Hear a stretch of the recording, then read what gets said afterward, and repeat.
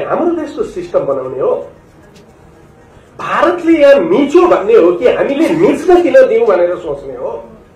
भारत यति लामो समयदेखि भारतीय सेना त्यहाँ बसेका छ भनेर हामीले भन्ने हो कि यति लामो समयसम्म हामीले बस्न किन दिउँ भनेर सोच्ने हो। रामजी विष्टले एउटा मुद्दा हालेको थियो सर्वोच्च अदालतमा 1950 को संविधान सन्धिको बारेमा। अदालतले भन्यो यो हामीले हेर्ने होइन। त्यो फाइल महाधिवक्ताको कार्यालयमा गयो ओरिजिनल, त्यहीबाट देशको त्यो आधिकारिक नक्सा चोरियो। त्यही फाइलबाट चोरियो। कसले चोर्यो यो नक्सा? हेर्नुहोस्, देशका हर चिज बेच्न हामी तयार छौँ। न पार्लियामेन्ट काम गर्छ, न कोर्ट काम गर्छ, न तपाईको सरकार काम गर्छ। म तपाईहरुलाई एउटा रहस्य, पैसा छ। तपाई हामी काठमाडौँभित्र सेवा केन्द्रित गरिदिएको हुनाले गाउँको हर मान्छे काठमाडौँ आउने स्थिति कसले बनाए? पैसा नभएर हो। यदि यी विकास बाहिर लगिदिएको थियो भने त बाहिर हुन्थ्यो नि। त्यसकारण यो कुराबाट सोच्न थाल्नुपर्छ।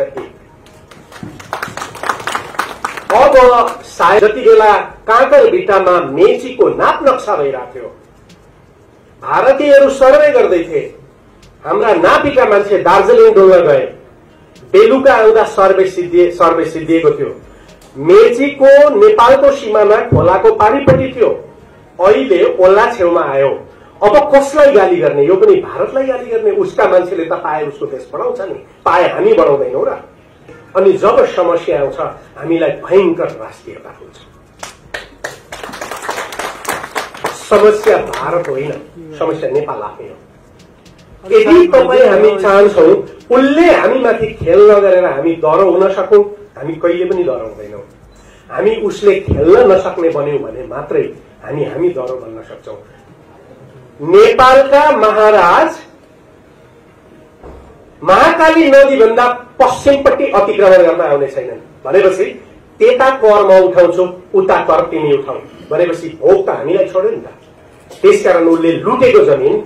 अब हाम्रो त्यस अर्थमा प्रमाण के हो भन्दा सुगौली सन्धि हो। सुगौली सन्धिको व्यवस्था अनुसार महाकाली भन्दा पश्चिम अतिक्रमण गर्दिन भनेपछि त महाकाली नदी नेपालभित्र पर्यो होला नि त। हामी मध्ये कसले यो नारा डिजाइन गर्यो? हामी मध्ये को त्यो राम्रो कवि थियो जसले यति राम्रो नारा बनायो, महाकाली नदी साझा पानी आधा आधा? यो त इन्डियनहरूले बनाइदिए होइन होला नि, यो नेपाली गीत कसले बनायो? म अलिकति कसरी यहाँहरु समक्ष राख्न चाहन्छु भन्दाखेरि, गएको साल म राजस्थान युनिभर्सिटीमा मलाई बोल्नलाई बोलाएको थियो। मैले त्यहाँ बोले। त्यहाँ केही प्रश्नहरू उठेका थिए। ती प्रश्नहरूमध्ये 3 वटा गम्भीर प्रश्न थिए। एउटा प्रश्न थियो 8 वटा आतंकवादी व्यक्तिहरू नेपालबाट भारत छिरे र बम्बेको आतंककारी घटनामा ती व्यक्तिहरू नेपालबाट आएका थिए। त्यसैले नेपालले हाम्रो सुरक्षा थ्रेटलाई संवेदनशील हेर्न सकेन, एउटा प्रश्न थियो। यति लामो समय पछाडि पनि उनीहरू काठमाडौँबाट उडेको हवाईजहाज यो हाइज्याक भएको कुरो उहाँहरूले उठाउनु। त्यसपछि निरन्तर इन्डियाको सुरक्षा चीनबाट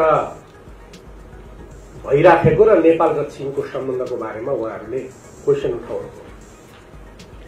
मैले सहज रूपमा के भने भन्दाखेरि, ती आतंककारीहरू मैले थाहा पाएसम्म इन्डियाको पुलिसले पक्रिएका अधिकांश आतंककारीहरू तिनीहरूको बारेमा सूचना नेपाल प्रहरीले दिएको छ र केही आतंकवादीहरू तिम्रो बोर्डरमा कहाँ बसेका छन् भन्ने पनि जानकारी नेपालले दिएको छ र केहीलाई त पक्रिएर तिमीलाई दिएको पनि छ, जो वास्तवमा नियम अनुसार मिल्दैन थियो। नेपालले सहयोग गरेको छ। दोस्रो कुरो, यदि ती मान्छे नेपाल आए अनि बम्बेसम्म आइपुगे भने काठमाडौँबाट रक्सोलसम्म आउँदा त नेपालको सुरक्षा प्रभावकारी रहेन। अनि तिम्रा रक्सोलबाट बम्बेसम्म चाहिँ केमा आयो? तिमी आफ्नो सुरक्षा संयन्त्र राम्रो राख्दैनौ अनि नेपालमाथि। तर यो भन्न सक्ने हाम्रा कर्मचारी बाहिरन भारतमा यसरी बोल्न सकेनन्। किनभने यसरी बोल्यो भने छोराछोरीलाई एआइएमएसमा भर्न पाइँदैन, यी अनेक खालका कुराहरू छन्। दोस्रो कुरो मैले भने तिम्रो प्लेन उड्छ, लखनऊमाथि हाइज्याक हुन्छ, कराचीबाट आएका मान्छे तिम्रो इन्डियन एयरलाइन्समा टिकट किन्छन्, अनि इन्डियन एयरलाइन्स चढेर भारत जाँदा लखनऊमाथि हाइज्याक हुन्छ, अनि तिमी नेपाललाई देश दिन्छौ। इन्डियन एयरलाइन्सको भ्रष्टाचार लुकाउन यो हाइज्याक नेपालमाथि लगाएर पन्जाबमा हवाईजहाज बसाएर तिमी कामदार पठाउँछौ अनि नेपालको त्रुटि हुन्छ। मैले यही भनेको छु, मेरो फेसबुकमा खोलेर हेर्नुहोस्, त्यो जसलाई तस्तरी अहिले पनि सुन्न पाउनुहुन्छ। यो कुरो हाम्रा कर्मचारीहरू भन्न सक्दैनन्। अनि सुरक्षाको कुरो गर्दा मैले उहाँलाई भने जसका 60,000 मान्छे जसको सीमामा सुरक्षा गरेर बसेका छ त्यो देशबाट तिमी सुरक्षित हेर्दैछौ। पहिलो कुरो हामी भारतप्रति हेरेर यी सब कुरा माग्ने हो कि पहिला हामीले हाम्रो देशको सिस्टम बनाउने हो?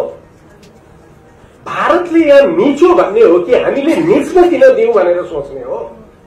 भारत यति लामो समयदेखि भारतीय सेना त्यहाँ बसेका छ भनेर हामीले भन्ने हो कि यति लामो समयसम्म हामीले बस्न किन दिउँ भनेर सोच्ने हो? यो देशमा 70 वर्षदेखि हाम्रो नेतृत्व एउटाले गरेको गल्ती अर्काको थाप्लोमा, जनता गल्ती सरकारको थाप्लोमा, सरकार गल्ती प्रतिपक्षको थाप्लोमा, प्रतिपक्ष गल्ती सरकारको थाप्लोमा, र हामी केवल अहिलेसम्म अनुसन्धान नगर्ने, नपढ्ने, किताब नखोज्ने, केही नगर्ने, अनि जब समस्या आउँछ हामीलाई भयंकर राष्ट्रियता हुन्छ। समस्या भारत होइन, समस्या नेपाल आफै हो।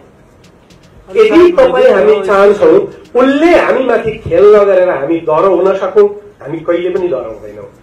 हामी उसले खेल्न नसक्ने बन्यौं भने मात्रै हामी डरो बन्न सक्छौं। त्यसकारण राष्ट्रियता देशको मायासँग जोडिन्छ, अर्काको विरोधसँग जोडिँदैन। पहिलो कुरो त म तपाईहरुसँग यो राख्न चाहन्छु। त्यसकारण हाम्रो समस्याको समाधान यतापट्टि बनाएको पर्यो। भारतले लगिदिए हाम्रो सीमामा आउँछ, ठीक छ, त्यो पनि ठिकै हो। अनि भारतले लगेर भने हामी लिन नचाहने त? लिनका लागि हामीसँग के तर्क छ? म सबैतिर भाषण सुन्छु, गाउँ गाउँदेखि अहिलेसम्म भाषण चलेको छ। भाषणमा हामी केवल समस्याको बारेमा कुरा गर्छौं, तर प्रश्न त के होला भन्दाखेरि त्यो भूमिमा कुनै समयमा आएको होस्, 20 वर्ष 30 वर्ष, आखिर अहिले भारतीय सेना त छ नि। यो कुरो सत्य हो नि, होइन? यदि यो सत्य हो भने अब यो जमिन हामीले हाम्रो हो भन्नका लागि वा हाम्रो सीमालाई कायम गर्नको लागि हामीले गर्नुपर्ने कुरा के होला? मैले यसरी हेर्ने गरेको छु। अन्तर्राष्ट्रिय कानूनले के भन्छ भने कुनै पनि देशको टेरिटोरी यदि विवादमा आयो भने भोगलाई हेर्नुपर्छ, त्यसको पोजेसनलाई हेर्नुपर्छ। त्यस अर्थमा खोला भन्दा पनि महत्त्वपूर्ण प्रमाण त हाम्रो त्यहाँको नागरिक हो। त्यो नागरिक यो देशको हुँ भन्छ। भोलि विवाद उठ्दाखेरि यदि अन्तर्राष्ट्रिय आर्बिट्रेसनमा गयो, कोर्टमा गयो भने उसले हेर्ने त यही होला नि, त्यहाँको नागरिक म उताको हुँ भन्छ कि यताको हुँ भन्छ। यदि भोलि आउँदा ती सबै मान्छेले हामी उताका हुँ भन्यो भने हामी के भन्छौं? क्वेशन त्यसर्थ आफ्ना नागरिकको सुरक्षा गर्न सरकार समक्ष खेद्ने कुरा त पर जाओस्, भारतीयहरूलाई खेद्ने कुरा त पर जाओस्। पहिला नागरिकलाई त कम्तीमा सुरक्षित राख। न त्यहाँ सेना छ, न त्यहाँ पुलिस छ, न त्यहाँ एडमिनिस्ट्रेसन छ, ठीक छ, सेना र पुलिस त छैन, कम्तीमा सिभिल एडमिनिस्ट्रेसन त राख, कम्तीमा खरदार त राख। अब हेर्नुहोस् हाम्रो सिस्टम कस्तो छ। लास्ट इयर म टिबेट गएँ, टिबेटबाट म पुराङ काउन्टी गएँ, पुराङ काउन्टीमा पुगिसकेपछि म हिल्साको पारिपट्टि जगजग छ, विशाल बिल्डिङहरू बनेका छन्।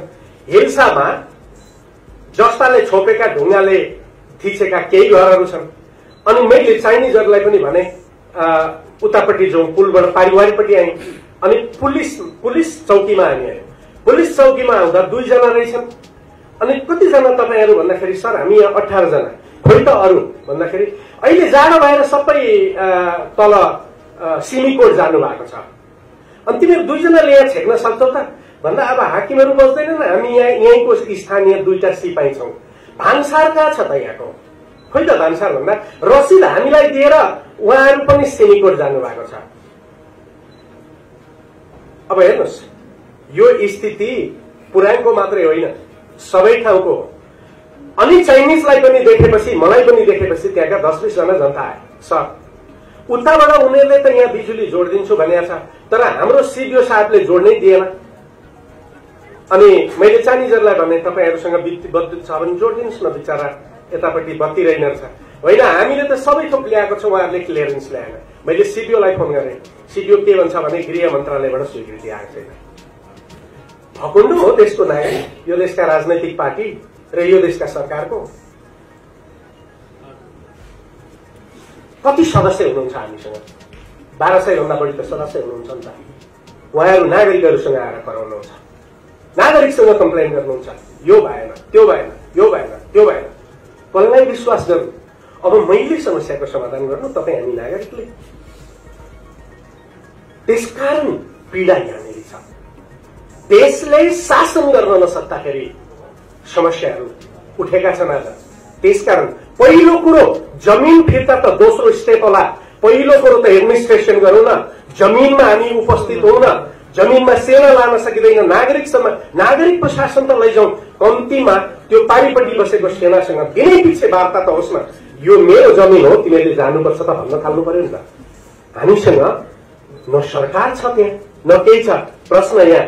अनि त्यसपछि त्यहाँनिर एकजना महिलाको, हेर्नुहोस्, त्यहाँनिर एकजना महिला सुत्केरी हुन नसकेर 6 दिनदेखि लड्या रहेछ। मैले त्यो चाइनिजलाई भने यदि जाँच गरिदिनुहुन्छ भने उनीहरूले त्यहाँबाट गाडीमा हार लगे। बच्चा 5 दिन अगाडि मर्या रहेछ पेटमा। चाइनिजहरूले यहाँ नारीमा लगेर अपरेसन गरे र आमालाई जोगाए, बच्चा मर्या रहेछ। हामीसँग पैसा छैन, यो देशमा पैसा छ। तपाईँ हामी काठमाडौँभित्र सेवा केन्द्रित गरिदिएको हुनाले गाउँको हर मान्छे काठमाडौँ आउने स्थिति कसले बनाए? पैसा नभएर हो। यदि यी विकास बाहिर लगिदिएको थियो भने त बाहिर हुन्थ्यो नि। त्यसकारण यो कुराबाट सोच्न थाल्नुपर्छ कि अब सायद हामीहरू जस्ता मान्छेले अलिक फरक तरिकाले सोच्न थाल्नुपर्छ। म यस्तो सोच्न थालेको छु। अब हामीले राष्ट्रलाई ओन गर्नुपर्छ कि राष्ट्रको स्वामित्व लिनुपर्छ कि भन्ने मलाई लाग्न थालेको छ। किनभने मैले उहाँहरूले पनि बोलाउनु भयो, आए। किनभने हामीले सरकारलाई सुनाउने त यही मञ्चबाट हो नि त। यत्रो दिन देशमा विवाद छ यो सम्बन्धमा। पार्लियामेन्टले केही गर्यो? पार्लियामेन्टले छलफल गर्यो यो बारेमा? इमर्जेन्सी कल हुँदैन यस्तो विषयमा पार्लियामेन्टमा? भनेपछि न पार्लियामेन्ट काम गर्छ, न कोर्ट काम गर्छ, न तपाईँको सरकार काम गर्छ। म तपाईँहरूलाई एउटा रहस्य भैरव दाइलाई पनि सुनाउनु पर्ने। यहाँहरू केही कानून व्यवसायी हुनुहुन्छ, यहाँहरूलाई थाहा होला। रामजी विष्टले एउटा मुद्दा हालेको थियो सर्वोच्च अदालतमा 1950 को सन्धिको बारेमा। अदालतले भन्यो यो हामीले हेर्ने होइन। त्यो फाइल महाले अधिवक्ताको कार्यालयमा गयो, ओरिजिनल। त्यहीँबाट देशको त्यो आधिकारिक नक्सा चोरियो। त्यही फाइलबाट चोरियो। कसले चोर्यो यो नक्सा? हेर्नुहोस्, देशका हर चिज बेच्न हामी तयार छौँ। अघि नापीको कुरा उठ्यो, मलाई थाहा छ। म पटक पटक यो कुरो उठाइराखेको छु। आज होइन, 10 वर्षदेखि उठाइरहेको छु। जति बेला काँकर भिट्टामा मेचीको नाप नक्सा भइरहेको थियो, भारतीयहरू सर्वे गर्दै थिए। हाम्रा नापीका मान्छे दार्जिलिङ डोल्न गए, बेलुका आउँदा सर्वे सिद्धिएको थियो। मेचीको नेपालको सीमामा खोलाको पारिपट्टि थियो, अहिले ओल्ला छेउमा आयो। अब कसलाई गाली गर्ने? यो पनि भारतलाई गाली गर्ने? उसका मान्छेले त पाए उसको देश बढाउँछ नि, पाए हामी बढाउँदैनौँ र? हामीले भारतीयहरू डुल्न गइदिएमा पारिपट्टि हामी पनि लान्थ्यौँ होला नि त। यी नापीका कर्मचारी खोजियो अहिलेसम्म। पार्लियामेन्टमा उठ्छ नि कुरा, सरकारमा उठ्छ नि कुरा। अनिलजीले त्यति बेला भाषण गरे बेला चुनावमा उठाउनु भयो यो कुरा, उठ्दैन नि कुरा। त्यसकारण तपाईँहरूप्रति हामीले अब उम्ला उठाउने बेला आएको छ। हामी नागरिकले बोल्ने बेला आएको छ। क्वेसन यहाँनिर छ। त्यसकारण परराष्ट्र मन्त्रालयसँग हुनुपर्ने होइन भैरव दाइले भनेको डाटा। भोलि सरकारले वार्ता गर्ला, तपाईँहरू भन्नुहुन्छ प्रधानमन्त्रीले कुरा गर्नु पर्यो। प्रधानमन्त्रीले कुरा गर्दाखेरि के माग्ने मोदीसँग? मोदीजी यो चाहिँ हामीलाई दिनुहोस् भन्ने? मोदीले त प्रधानमन्त्रीले कुरा राखेपछि यो भन्ला नि तपाईँहरूको प्रमाण लिएर आउनुहोस्। अनि प्रधानमन्त्रीले प्रमाण कहाँबाट लाने?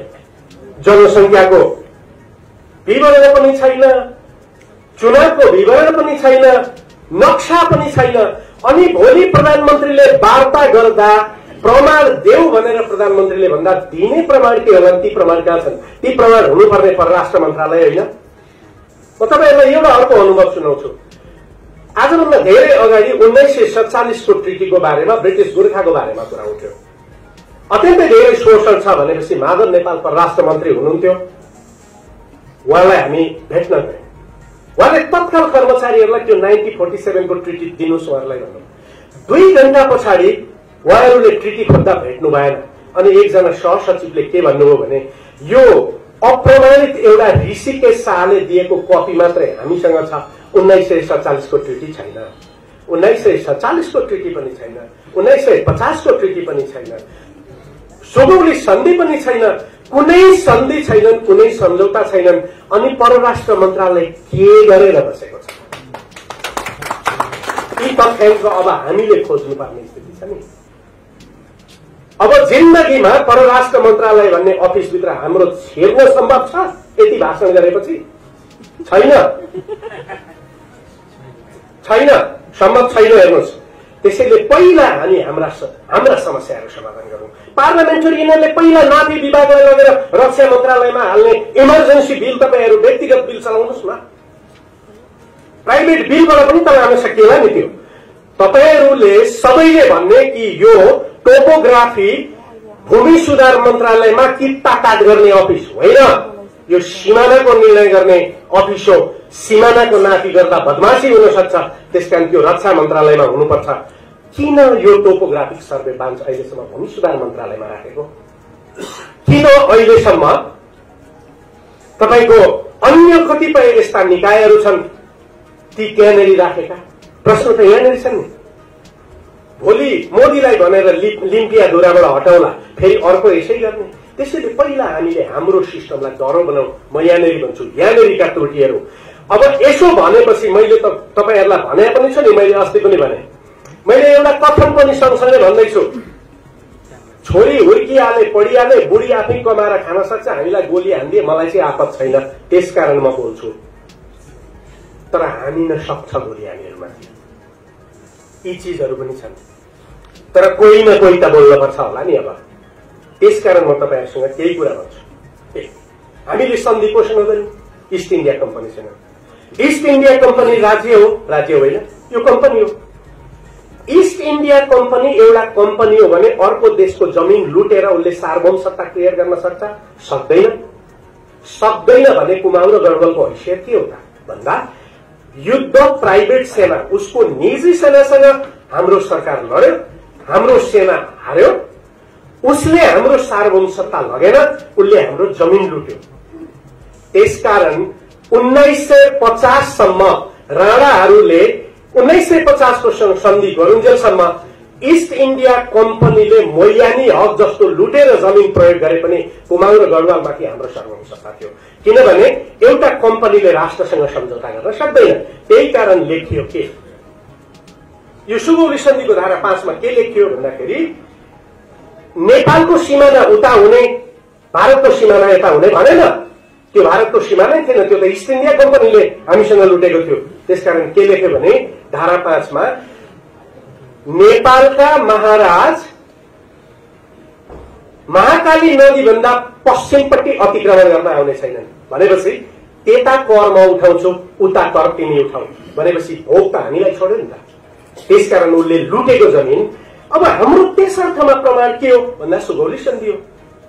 सुगौली सन्धिको व्यवस्था अनुसार महाकाली भन्दा पश्चिम अतिक्रमण गर्दिन भनेपछि त महाकाली नदी नेपालभित्र पर्यो होला नि त। हामी मध्ये कसले यो नारा डिजाइन गर्यौं? हामी मध्ये को त्यो राम्रो कवि थियो जसले यति राम्रो नारा बनायो, महाकाली नदी साझा पानी आधा आधा? यो त इन्डियनहरूले बनाइदिए होइन होला नि, यो नेपाली गीत कसले बनायो? हाम्रो महाकाली नदी हाम्रो हो भनेर सुगौली सन्धिले भन्दा भन्दै हामीले महाकाली नदी आधा आधा हो भनेर हामी कसले गीत लेखेको थियो? राष्ट्रघात त त्यहाँबाट बन्या होला नि त। नेतालाई मात्रै गाली गरेर त नहुने होला। यो गीत लेख्ने त कोही कवि होला नि त। यो कवि पनि त राष्ट्रघाती होला नि त। हेर्नुहोस्, त्यहाँनेरि समस्या। अब यो समस्या के हो अहिलेको? अहिलेको समस्या हामी के भनिरहेछौं, इमिडिएटली यो सेना फर्किनुपर्छ, हामी त्यो भनिरहेछौं। फेरि कहीँ कतै कतै के प्रश्न उठ्छ भन्दाखेरि हाम्रो सीमाना निर्धारण हुनु पर्यो। अब यहाँनिर प्रश्न चाहिँ के हो, हामीले तार्किक ढंगबाट इन्डियनहरूसँग प्रस्तुत हुनुपर्ने भन्दाखेरि मैले देखेको कुरो के हो भन्दाखेरि हाम्रो समस्या अहिले बोर्डरको हो। हाम्रो बोर्डर कहाँ हो भन्ने हो। इन्डियन बसेको कि नबसेको, निक्लिनु पर्ने कि ननिक्लिनु त बोर्डर फिक्स भइसकेपछि होला नि। यदि हामीले भोलि बोर्डर त्यही रहेछ भने त निक्लिनु पर्दैन होला नि उसले। त्यसकारण पहिलो कुरा हामीले के निर्धारण गर्नु पर्यो, बोर्डर निर्धारण गर्नु पर्यो। बोर्डर निर्धारण गर्न बोर्डर के तोकिएको छ, खोला तोकिएको छ। हाम्रो पश्चिमको बोर्डर महाकाली हो भनिएको छ। यदि खोला हो बोर्डर भने अब हामी भन्छौं लिम्पियाधुरा महाकाली हो, इन्डियनहरू भन्छ कुलोबाट ल्याएको ओरको त्यो नहर चाहिँ महाकाली हो। बीचमा लिपुलेक छ, लिपुलेक भन्दा पनि ओरा आएर ऊ के भन्छ, भित्ताबाट कुलो ल्याएर बनाएको नहर चाहिँ महाकाली हो, इन्डिया भन्छ। हामी भन्छौं लिम्पियाधुरा महाकाली हो। हामीसँग तथ्य र प्रमाणहरू छन् कि जियोलोजिकल्ली हाइड्रोलोजीको दृष्टिकोणबाट पानीको अनुपातमा, लम्बाइको अनुपातमा र अहिलेदेखि होइन उति बेला स्कन्द पुराणदेखि काली नदी त्यहाँ छ। र हिजो हामीले त्यस अर्थमा भनेको सुगौली सन्धिमा भनेको त्यो काली नदी भनेको लिम्पियाधुरा हो भनेर हामी भनिराखेका छौं भने अब हाम्रो दायित्व के हो भन्दाखेरि लिम्पियाधुरा हामीले खोला हो भन्नु पर्यो। लिम्पियाधुरा खोला हो, लिम्पियाधुरा सीमा नदी हो, लिम्पियाधुरा सीमा नदी हो भने हाम्रो बोर्डर कहाँ हो, लिम्पियाधुरा हो भनेपछि अब हाम्रो दायित्व त लिम्पियाधुरा नै काली हो भनेर प्रमाणित गर्ने भयो नि त। यस अर्थमा अहिले हामी बोर्डरको कुरो गर्नुभन्दा लिम्पियाधुरा नै काली नदी हो भन्ने प्रमाणित गर्ने स्रोत के छन् त, त्यो बारेमा खोजी नीति हुनुपर्ने होला नि। यदि लिम्पियाधुरा काली हो भनेर हामीले प्रमाणित गर्यौं भने त्यसपछि इन्डियाले ननिक्लिएर सुख छ, इन्डियाले निक्लिने भन्न पाउँछ त्यति बेला। त हाम्रो लडाईँ कहाँ हो यस अर्थमा भन्दाखेरि वार्ताको टेबलमा तिम्रो लिपुलेक र तिमीले कुलो खनेर लगेको कुरो महाकाली होइन, लिम्पियाधुरा जो पार्वती कुण्डबाट निक्लिएको खोला छ त्यो काली हो भनेर प्रमाणित गर्ने भैरव रिसाल र युवराज सौरौलाले हो कि यो देशका टोपोग्राफरहरू, इन्जिनियरहरू, सर्वेयरहरूले हो?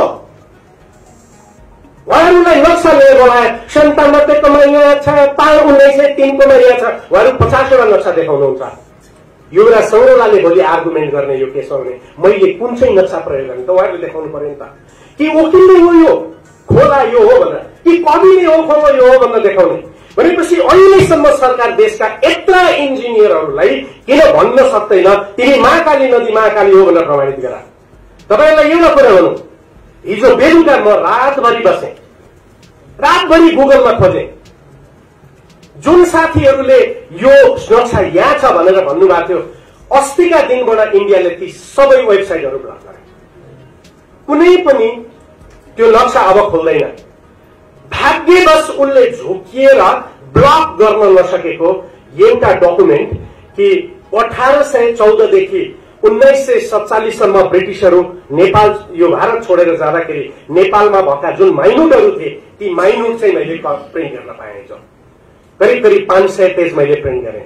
धेरै कुरा मैले प्राप्त गरेँ। त्यो इन्जिनियरहरू सर्वेयरहरू के गरिरहेछन्, हामीलाई त उहाँहरू यस्तो भाषणमा आएर भन्नुहुन्छ यो 98 कोमा यता खोला छ, 99 कोमा उता। मलाई चाहिने उहाँको नक्सामा कहाँ कुन नक्सामा कता खोला बगेको छ होइन, मलाई चाहिने चिज के हो भन्दाखेरि लिम्पियाधुरा काली हो भन्ने प्रमाणित त इन्जिनियरले गरिदिनु पर्यो नि। यदि इन्जिनियरले यो गरिदिएन भने तपाईँ हामी भन्छौँ केपी ओलीले वार्ता गरेनन्, केपी ओलीले के गरेर वार्ता गर्ने यो बेला। तपाईँ हामी सबै प्रधानमन्त्री र सरकारको नाममा कुरा फ्याँकेर अनि हामी भन्दैछौँ सरकारले होइन। सरकारलाई यो प्रमाण त दिनुपर्ने होला नि त, देशका निकायहरूले पार्लियामेन्टमा त यो कुरा हुनुपर्ने होला नि त। नापी विभागका महानिर्देशकलाई बोलाएर सोध्नुपर्ने होला नि, सर्वे डिपार्टमेन्टको मान्छेलाई बोलाउनु पर्ने होला, हाइड्रोलोजीको मान्छेलाई, सिंचाई विभागको मान्छेलाई बनाउनु होला। वनले नक्सा बनाएको रहेछ, तपाईँको जल स्रोतले बनाएको रहेछ। एउटा नक्सा भेट्टाएँ हिजो मैले कि नक्साले बनाएको टेङ्कर जलाधार आयोगमा जलाधार क्षेत्रको नक्सामा अघि उहाँले हाम्रो ठगुन्नाजीले भनेका जुन गाउँहरू हुन् ती गाउँहरू नेपालको सीमानाभित्र रहेछ। 1991 मा बनेको नक्सा एउटा रहेछ, रङ्गीन नक्सा। तर त्यसको पछिल्लो पार्ट मात्रै छ, अघिल्लो पार्ट छैन। पछिल्लो भाग देखाउँछ तर नेपालको अघिल्लो भाग चाहिँ त्यहाँ छैन। त्यो जलाधारले बनाउँदा त्यो नेपालमा हाल्न सक्यो? त्यो सर्वेले बनाएको होइन, यो त वाटरसेड प्रोजेक्टले बनायो। त त्यही नक्सालाई समातेर सर्वेले हिजो नक्सा किन बनाउन सकेन? त्यसकारण मेरो दाबीका साथमा भन्छु, कुछ न कुछ नापी विभागभित्र छ, सरकारले अनुसन्धान गर्छ। अनि सरकारले यो अनुसन्धान नगरिकन कुरा गर्नुको तुक छ? राष्ट्रियताको कुरा गर्नु बद्रीजी अनि यहाँ कविता भनेर हुनेवाला छ? उनले मिचेको होइन, हाम्रैले ठगेर खाइसके नि त। काल आउनुभन्दा जुम्रा लाग्नु नराम्रो हो भन्छन् क्या। काल त पछि आउने हो, काल त जुम्राले ल्याउने हो नि त। पहिला जुम्रा टिपौँ न अनि त्यसपछि कालका बारेमा सोचौँला। म यो सोध्छु। अब तपाईको लिम्पियाधुरा यदि हामीले सीमाना कायम गर्यौं भने भारतीय फौजले छोड्नुपर्छ। त्यसकारण हामी लजिकल्ली जाउँ। म सबै यहाँहरूलाई यसरी तर्क गर्न अनुरोध गर्छु। हाम्रो विवाद बोर्डरको हो। बोर्डरसम्म इन्डियन पुलिस आएको छ, इन्डियन आर्मी आएको छ, कालापानीसम्म। बोर्डरको डिस्प्युटलाई निर्धारण गर्ने खोला हो। खोला लिपु लेक हो वा लिपु खोला हो वा लिम्पियाधुरा हो। हाम्रो भनाई भोगको आधारमा र हाम्रो भनाई अनुसार सुगौली सन्धिको आधारमा यो महाकाली नदी बनेको लिम्पियाधुरा हो। लिम्पियाधुरा किन हो भन्दाखेरि त्यति बेलाका नक्सामा पनि लेखिएको छ। दोस्रो कुरो यो लामो छ, यसको पानीको बहाव धेरै छ र यसलाई नै काली इतिहासदेखि मान्दै आएको छ। त्यसैले हामी प्रमाणित गरौँ न लिम्पियाधुरा काली हो। इन्डियाले नहटेर हुन्छ, इन्डियाले नहटेर हुन्छ त्यसपछि। तर मैले इन्डिया हट भन्यो भने इन्डिया हट्दैन। त्यसकारण हाम्रो दायित्व छ लिम्पियाधुरा हाम्रो सिमाना हो भनेर प्रमाणित गर्ने। देशका हर नागरिकले यो कुरो खोज्नु न। पश्चिममा बस्ने सब साथीहरूले पुराना देउडामा पो यो कुरो भनेको छ कि त्यहाँबाट खोज्न थालौँ न। अनि त्यसपछि प्रमाण हामीले खोज्नु पर्ला। किनभने यदि इन्डियाले मानेन भने अन्तिममा त हामीले अन्तर्राष्ट्रिय अदालतमा जानुपर्छ। अब भोगको दृष्टिकोणबाट मैले धेरैवटा फैसलाहरू हेरेँ अन्तर्राष्ट्रिय कोर्टका, अरू देशका। बांग्लादेश र इन्डियाको बीचको बे अफ बंगालको मुद्दा, बांग्लादेश र बर्माको बीचको बे अफ बंगालको कुरा, थाइल्याण्डको कुरा, सबै ठाउँमा एउटै कुरो कोर्टहरूले के हेर्दो रहेछ भने त्यहाँको मान्छे कतापट्टि छ, त्यहाँको मान्छेको कागज कसको सर्टिफिकेट छ, कसको देशको सर्टिफिकेट छ, त्यहाँको मान्छेले कसको देशको पासपोर्ट बोकेको छ, त्यहाँको मान्छेले कसको देशको नागरिकता बोकेको छ। अघि धेरै साथीहरूले भन्नुभयो अब यो कुरो थाहा पाउँदा ओर्दा त उतातिर त सबै 3वटा गाविसका मान्छेहरूलाई छ राशन कार्ड दिइसक्ने होला नि। अनि 3का राशन कार्ड उसले 2 रुपियाँमा चामल दिएछ भने हामीले छोड भने पनि भोलि विवाद साँच्चैकै यहाँनिर पुगेर फिल्ड स्टडी गर्नु पर्यो भने त हाम्रो त इन्डियन हो भन्छ उसले। त्यसकारण हाम्रो सरकारको यहाँनिर हो, त्यति बेला सरकारले के जवाब दिन्छ नागरिकलाई? त्यसैले रातारात कर्मचारी कम्तीमा पठाएर ती नागरिकको सुरक्षित गर्नुहोस्। पहिलो कुरो यहाँ होला, सांसदज्यूहरूले यो कुरो भनिदिनु पर्यो। त्यहाँ अब सम्झौता छ, त्यो सम्झौताले सीमालाई स्पष्ट रूपमा काली भनेको छ। त्यहाँभित्र कुनै एउटा देशको फौज आउँछ, महेन्द्रले स्वीकृति दिए, यो दिए, यहाँभित्र खेलाडीहरू धेरै छन्। अहिले यही मोमेन्टभित्र पनि के छ भने उग्र राष्ट्रवादी भएर एउटालाई सत्तामा ल्याउने, अर्कालाई सत्तामा ल्याउने। यहाँ कता कता नेपालीहरू धेरै राष्ट्रवादी भएको त यो बहाना मात्रै त होइन भन्ने पनि बेला बेला मलाई लाग्छ। नियत अर्कै छ। अनि यो काला पानी उसले खायो, यसले खायो भनेर आफ्नो मान्छे माथि ल्याउनु पर्ने पनि रहेछ क्या। कसैलाई राजा ल्याउनु पर्ने छ यसबाट, कसैलाई अर्को ल्याउनु पर्ने छ। यी कुराहरू हामी साँच्चीकै राष्ट्रियताका लागि लडेका छौँ। क्वेसन यहाँनिर पनि उठ्छ। अब महेन्द्रले दिएको होस् वा नहोस्, महेन्द्रले दिँदा जमिन बेचिन्छ, महेन्द्रले दिएको भए पनि मिल्दैन नि त। महेन्द्रलाई गाली गर्ने कुरा बेग्लै होला, तर महेन्द्रले दिए अब हामी छोडो हुन्छ र हुँदैन। तर महेन्द्रले दिएको घटना कहीँबाट पनि देखिँदैन। यो कुरो अहिले उठाउनु पनि हुँदैन म भन्छु। किनभने भोलि उसले यसैलाई लिएर खेल्छ भने किन हामी उसलाई यो आधार दिने? हामी लडौँला नि। भोलि यस्तो रहेछ भने त इतिहासमा लेखौँला नि, राजा पनि राष्ट्रवादी भने त्यो होइन रहेछन्, पछि किताबमा लेख्ने होला नि। अहिले ल्याउने कुरा हो र त्यो? अहिले ल्याएर हामीले जनसङ्ख्या बाँड्ने हो र? अहिले त्यो कुरो होइन। अब भित्र आयो, अहिलेसम्म एग्रेसन थियो, हामीले बुझ्नुपर्ने कुरा। सिमानाभित्र आयो, कालापानीसम्म आयो, अहिलेसम्म अतिक्रमण थियो। अतिक्रमण हामी टोलरेट गरेर बस्यौं। तर अहिले उनले नक्साभित्र यो हाल्यो। यो एग्रेसन अब अकुपेसन मात्र भयो, अब कब्जा नगर। यो अकुपेसनको विरुद्धमा लड्ने रणनीति, कानून र वार्ता हिजो एग्रेसनमा लड्ने जे हो त्यही हुँदैन।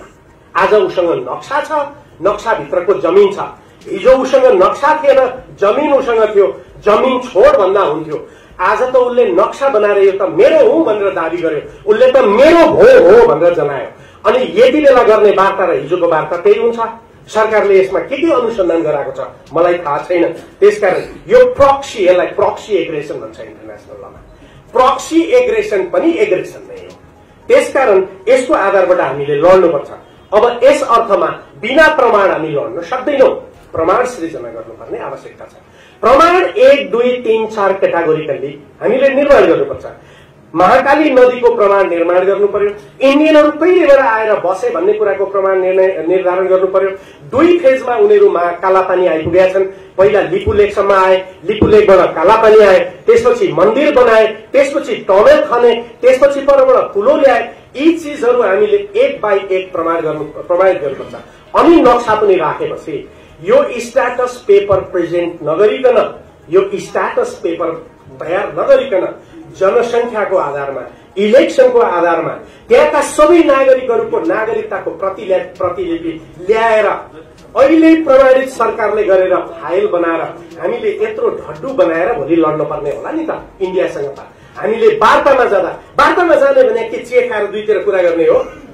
अस्ति सी जिनपिङ आउँदा हामीलाई 22 लाख कि 23 लाख कति रेमेडी दिँदा सही गरे जस्तो हो र यो वार्ता भने लडाई हो। यो वार्तामा हरेक शब्दमा प्रमाणको कुरो उठ्छ।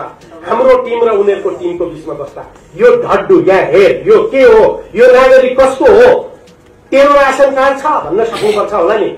हामीले वार्ता भने के ठानेका छौं भने त्यो अस्तिका दिन देशमा यत्रो आन्दोलन छ, कुनै एउटा प्रदेशका सभासदहरू चाहिँ डोरी तान्ने खेल खेल्दै रहेछन्। त्यो डोरी तानेर जित्ने हुन्छ नि। हामी त डोरी तानको खेल पो हो कि यो वार्ता भन्ने ठानिरहेछौं। यो होइन। हामी डिप्लोमेसीमा साह्रै कमजोर छौं। डिप्लोमेसीलाई कसरी डह्रो बनाउने भन्ने हो भने यो स्ट्याटस पेपर पहिला बनाउनु पर्छ होला। यो स्ट्याटस पेपर बनाउन भैरव विशालको काम होला। यो स्ट्याटस पेपर बनाउन द्वारिका ढुङ्गेलको काम होला। यो स्ट्याटस पेपर बनाउन युवराज सरोलाको काम होला। यो स्ट्याटस पेपर बनाउन अरू थुप्रै देशका बुद्धिजीवीहरूको काम होला र त्यसलाई परराष्ट्र मन्त्रालयले संयोजन गर्नुपर्ने होला नि। यत्रो दिन हो, उहाँलाई त एक दिन भित्र बोलाइएछ, बुढेसकाल भएको हुनाले दाइलाई बोलाएको होला। हामी त छौं कि छैनौं उहाँहरूलाई थाहा पनि छैन।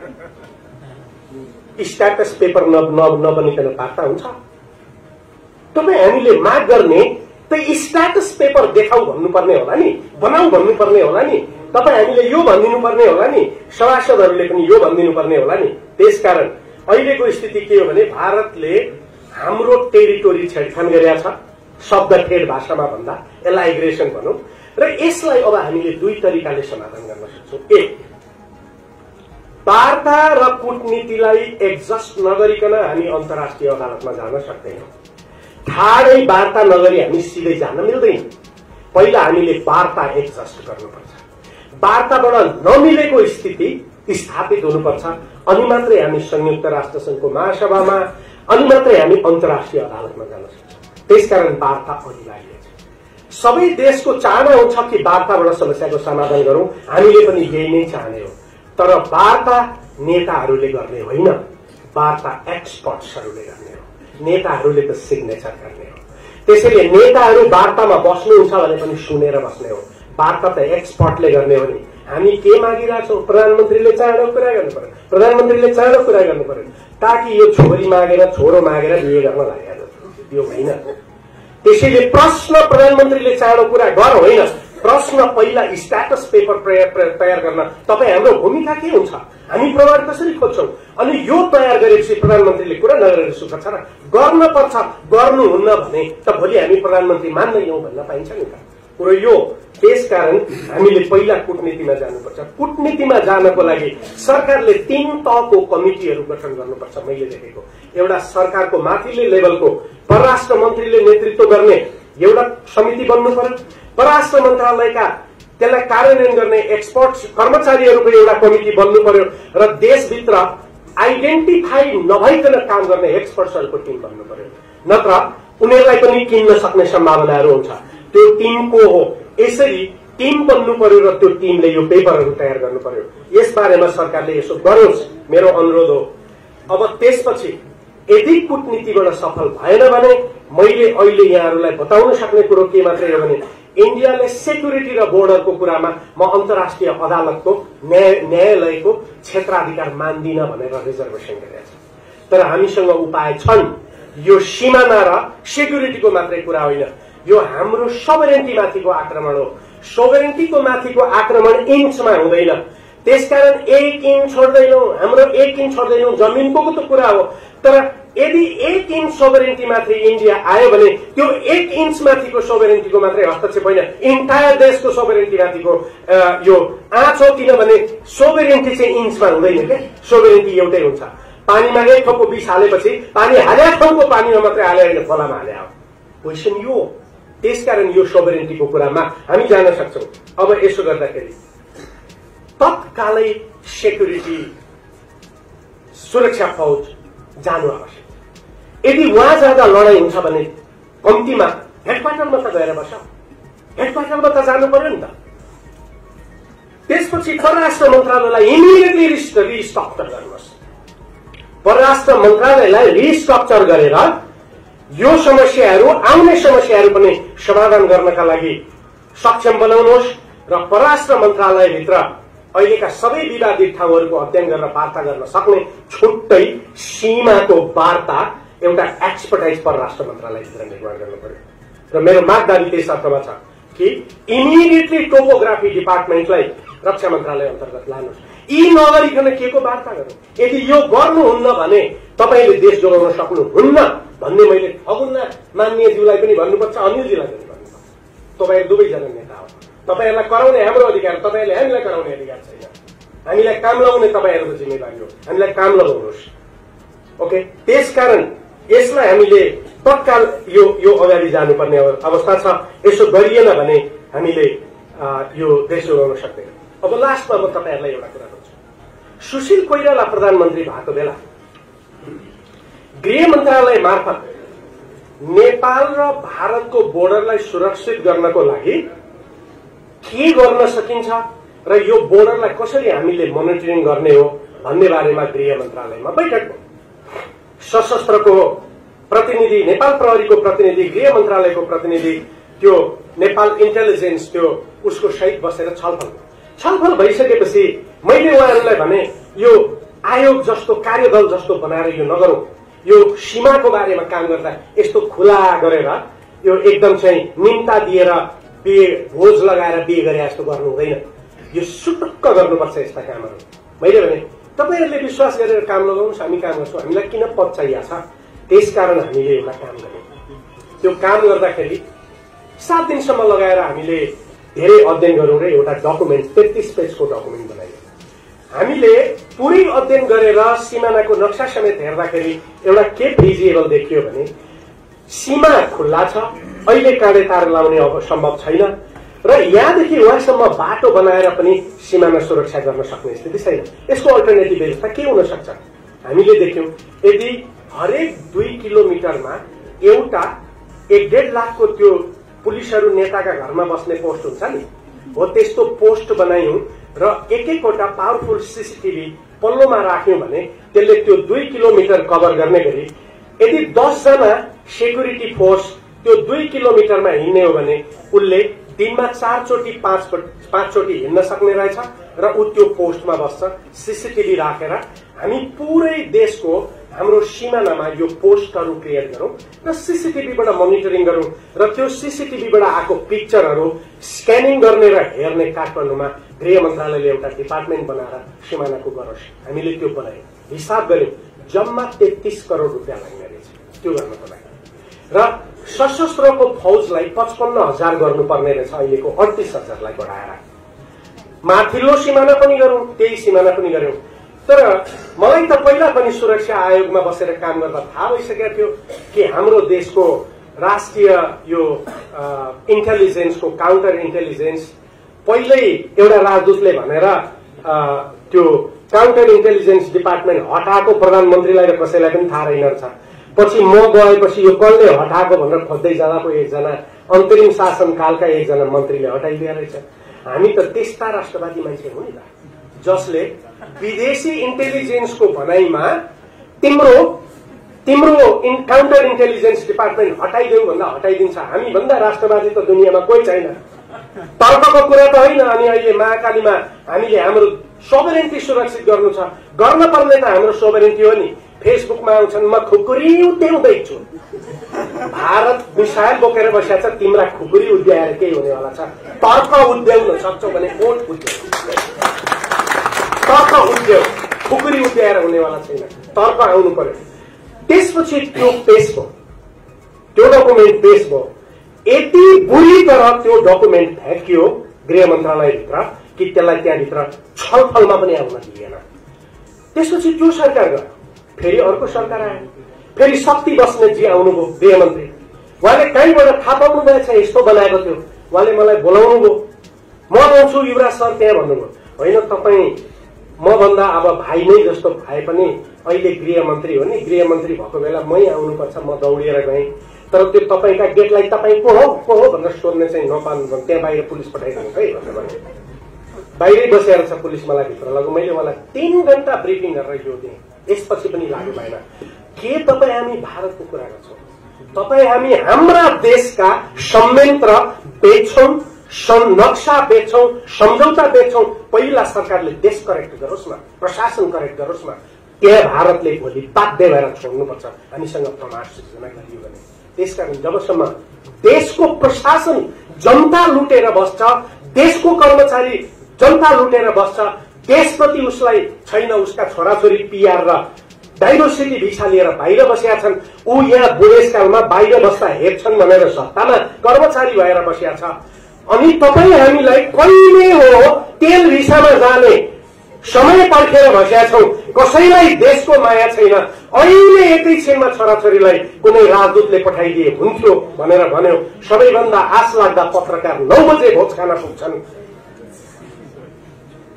अनि त्यो लिम्पिया धुरा कायम गराइसकेपछि चाहिँ के गर्ने होला? कोदो रोप्ने? देशभित्रको शासन त यो छ। त्यही कारण मैले भने यस्ता बोल्नेहरूको आयु त्यति लामो हुँदैन, तर पनि बोल्नुपर्छ। त्यसकारण मेरो गुनासो छ संसदप्रति, किन संसद यो विषयमा छलफल गर्दैन? किन संसद हामीलाई बोलाएर बोल्न दिँदैन त्यहाँभित्र? किन प्रधानमन्त्री देशका सबै एक्सपर्ट्सहरूसँग बोलाएर छलफल गर्नुहुन्न? उहाँ त बिरामी हुनुहुन्छ, उहाँका परराष्ट्र मन्त्री र रक्षा मन्त्रीले त बोलाए हुन्छ नि। किन देशका नेताहरू हामीसँग बोलाएर छलफल गर्दैनन्? हामीसँग भने मसँग र उहाँसँग मात्र होइन, तपाईँसँग पनि। अनि वार्ता भयो भने हारेर आउने के तपाईँहरू भन्नुहोस्, यहाँभन्दा बढी मैले बोल्न पर्छ? पर्दैन। मैले सिद्धेँ। तर जुन देशका नागरिक देशप्रति इमान्दार हुँदैनन् नि, त्यो देश बाँच्दैन। तपाईँ हामीमा बेइमानी गर्नु,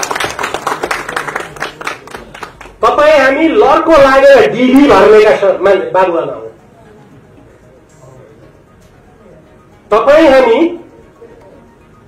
देशमा खेती गर्न छोडेर बाहिरबाट ल्याएका क्यामेरा खाने मान्छे हुन्। त्यसकारण समस्या यो होलिस्टिकली हेर्नुपर्छ। यदि तपाईँ हामीलाई नेपाल चाहिँदैन भने नबोलौँ। तर एउटा कुरा मैले चाहिँ विदेशमा जाँदा के सिकेको छ भने यो देश 3000 वर्ष पुरानो छ। 3000 वर्ष पुरानो छ त मेरा कोही पुर्खा हिजो अस्ति 200 वर्ष अगाडि बाँदरबाट मान्छे भएका होइन नि। जोड्दै जोड्दै लाँदा मेरा पुर्खा 3500 वर्ष अगाडिसम्म गाँसिएका छन् नि। भनेको मतलब ती सबैको खरानी र माटो कहाँ छ? यो देशमा छ। अनि 35 वर्षदेखि पुर्खा गाडिएको देश छोडेर हिँड्न त मलाई लाज लाग्दैन भनेपछि त्यो अमेरिका र अस्ट्रेलियाले पनि के बुझ्या होलान्? 3500 वर्षको आफ्नो देश धोका दिने यी हरामीहरू कुनै पनि बेला मलाई धोका दिन्छन् भने त्यसलाई थाहा छैन होला। त्यसकारण अब देश जोगाउने बेला हो। मेरो यति अनुरोध तपाईहरुलाई हो, अहिले सरकारलाई अहिले सहयोग गर्नु, सरकारलाई बल दिनु। सरकारलाई प्रेरित गरौं, सरकारलाई दबाब दिउँ, जुलुस निकालौं, तर सरकारलाई चाँडो गर, हामीसँग बस, छलफल गर भनेर भनौं। अनि त्यसपछि पनि गर्दैन त त्यसपछि अनिलजीकै पार्टीमा हामीले बसिरहनुपर्छ भन्ने छ र? किन यो छोडेर जाँदा उहाँले हामीलाई गोली ठोक्नुहुन्छ र?